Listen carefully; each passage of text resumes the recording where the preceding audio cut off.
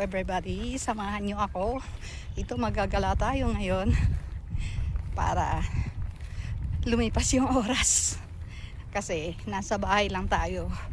Tignan nyo naman ang lakas ng araw ngayon. Kaya lang hindi kasi uso sa atin yung sunglasses Naka-eyeglasses lang tayo palagi. So, ayos lang yan. Lakad-lakad lang tayo. Sulitin natin ang paggagala. Marami nga pala akong nakitang mga Pinoy na naggagala din. Kasi nga, maganda ang sikat ng araw ngayon.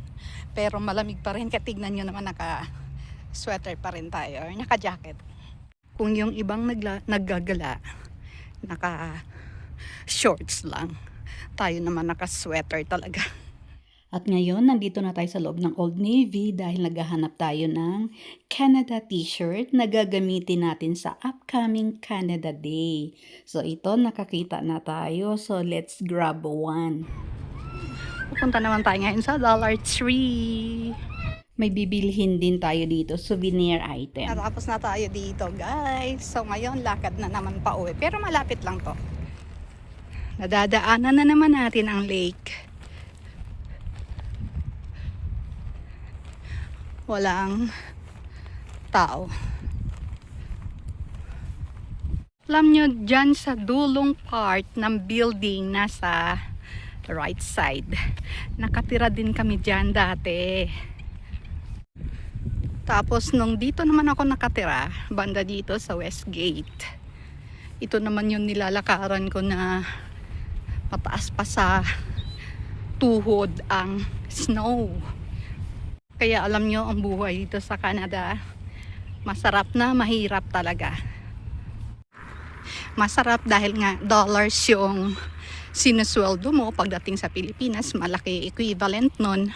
Pero sobrang hirap naman yung trabaho at saka yung araw-araw ng pamumuhay kapag winter, yun talaga yung pinakamahirap kapag wala kang sasakyan, kapag lalakarin mo lang.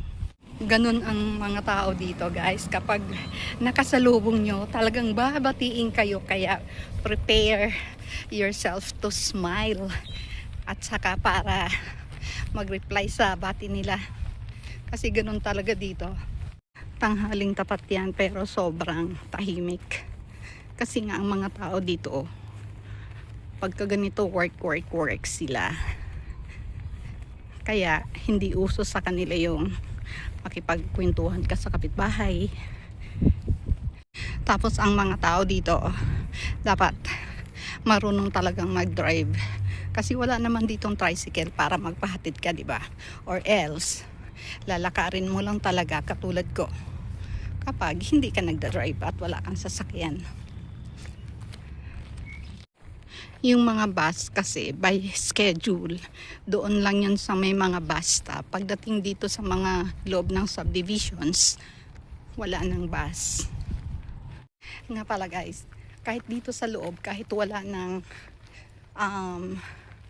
anong tawag doon?